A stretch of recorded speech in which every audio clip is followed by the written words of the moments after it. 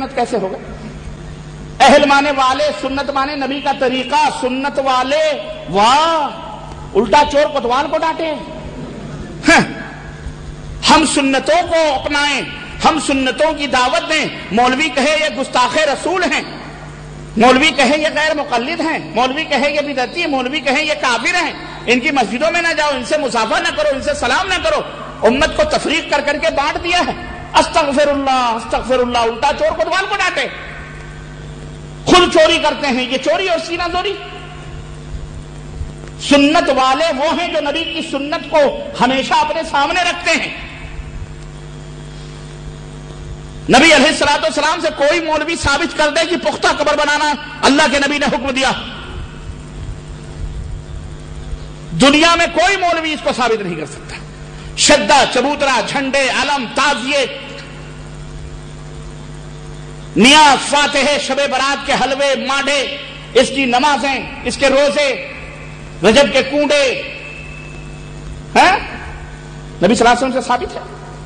یہ ساری بدعتیں کر کے بھی اہل سنت والجماعت. واہ 70 چوہیا کھا کے بلائی کھالا حج کو چلی. کعبے کس منہ سے جاؤ گے غالب، شرم تم کو مگر نہیں آتی. حیا کرو، صحیح اہل سنت بنو. ہم ہیں اہل سنت والجماعت، ہم ہیں کہ سنت کو چھوڑنا گوارا، ڈٹے ہوئے ہیں. تم اپنی مسجدوں میں دھکا دے کے بھگا دیتے ہو، دروازے بند کر دیتے ہو، سلام کا جواب تک نہیں دیتے ہو. شادی بیاہ کو بھی تم نے حرام کیا ہوا، سب کچھ تم نے بائیکاٹ کیا ہوا ہے.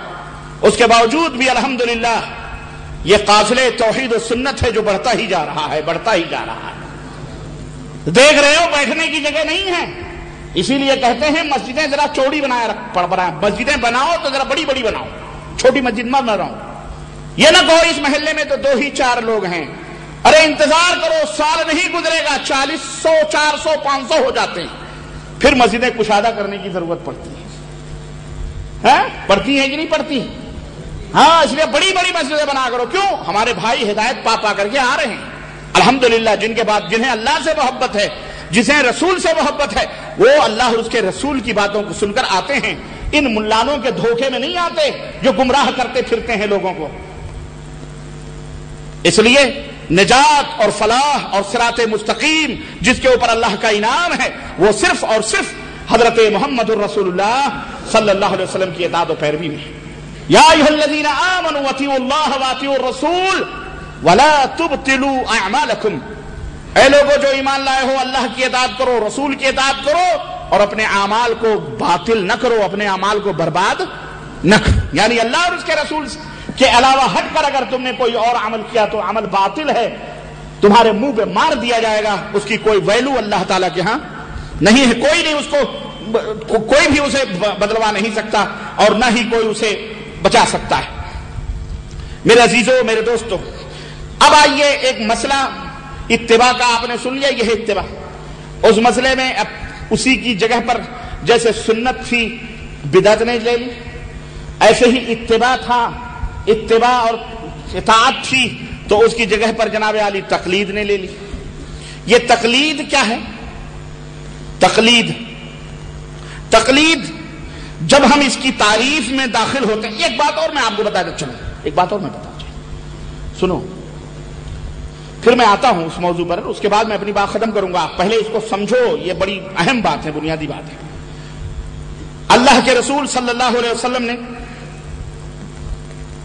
ایک دفعہ صحابہ کرام رضوان اللہ علیہم اجمعین کے درمیان بیٹھے ہوئے تھے.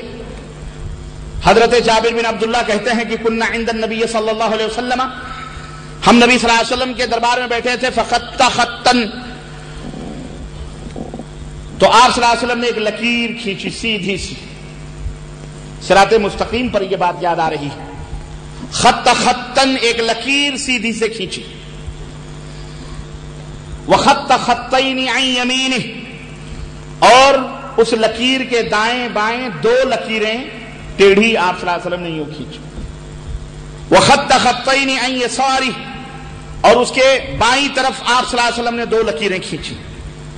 ثم وضع یدہ فی الخط الاوسط، پھر بیچ کی جو لکیر تھی، دائیں بائیں 2 لکیریں، یہ بیچ کی جو لکیر تھی آپ صلی اللہ علیہ وسلم نے اس کے اوپر اپنی انگشت مبارک رکھی.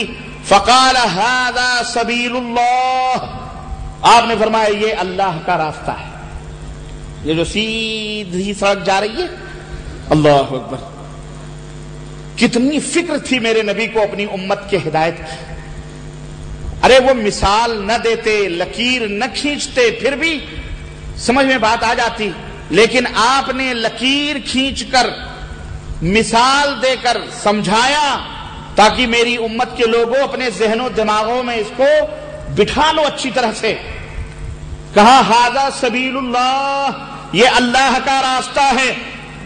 ثم تلا هذه الآیہ، پھر نبی علیہ الصلوۃ والسلام نے اس آیت مبارکہ کی تلاوت فرمائی. اللہ نے فرمایا وَأَنَّ هَذَا صِرَاطِي مُسْتَقِيمًا فَاتَّبِعُوهُ، یہ اللہ نے فرمایا ہے سنو کہ یہ میری سیدھی راہ صراط مستقیم، یہ بیچ والی ہے، اسی کے اوپر چلو، اسی کی اتباع کرو. وَلَا تَتَّبِعُوا السُّبُلَ، دو لکیریں ادھر دو لکیریں ادھر، یعنی 4 لکیریں جا رہی ہیں، ان چاروں لکیروں کے اوپر وَلَا تَتَّبِعُوا السُّبُلَ، یہ راستے ہیں، ان کے اوپر نہ چلنا. فَتَفَرَّقَ بِكُمْ عَنْ سَبِيلِهِ، ان کے اوپر چلو گے سبیل اللہ سے بکھر جاؤ گے، ہٹ جاؤ گے، گمراہ ہو جاؤ گے، فرقے فرقے بن جاؤ گے، شگاف ہو جائے. اللہ اکبر. میں کہتا ہوں یہ ہمارے نبی کی سب سے بڑی پیشین گوئی ہے. کتنی بڑی پیشین گوئی ہے ہمارے نبی صلی اللہ علیہ وسلم کی. آپ 5 لکیریں بھی کھینچ سکتے تھے، 6 لکیریں بھی کھینچ سکتے تھے. یہ 4 کا آنکڑا ہی کیوں بیچ میں آیا، یہ بھی بڑی اہم بات ہے. سوچو، غور کرو. آپ نے 2 دائیں 2 بائیں، یہ ہے صراط مستقیم جو بیچ کی لکیر ہے.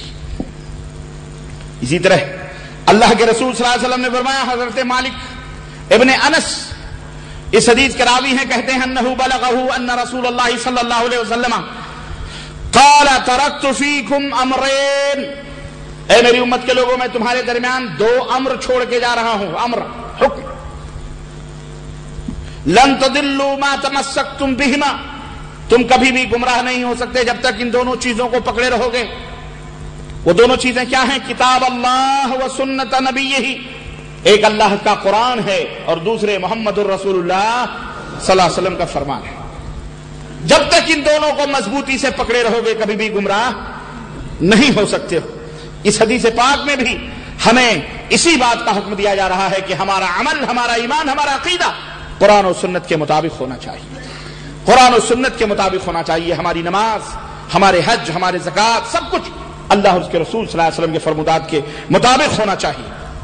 تقلید بغیر دلیل اور بغیر ثبوت کے کسی غیر معصوم امتی کے پیچھے چلنے کو تقلید کہتے ہیں. مسلم الثبوت کا حوالہ احناف کی سب سے مارکت العرا کتاب اصول کی، کسی بھی امتی کے قول کو بغیر کسی دلیل اور ثبوت کے لے لینے کو تقلید کہتے ہیں. یہ تعریف کتابوں میں لکھی ہوئی ہے، علماء ان جو ہیں وہ جانتے ہیں، لیکن یہی علماء جب اسٹیجوں پر کھڑے ہوتے ہیں تو یہ نہیں بتاتے، یہ تعریف نہیں بتاتے. جیسے بدعت کی صحیح تعریف نہیں بتاتے، ایسے تقلید کی بھی صحیح تعریف نہیں بتاتے. بدعت کی تعریف میں نے بھی بتائی. اللہ کے رسول صلی اللہ علیہ وسلم کے لائے ہوئے اس دین میں ثواب سمجھ کر کسی عمل کو ایجاد کرنا کیا کہلاتا ہے؟ بدعت. دلیل صحیح بخاری، صحیح مسلم.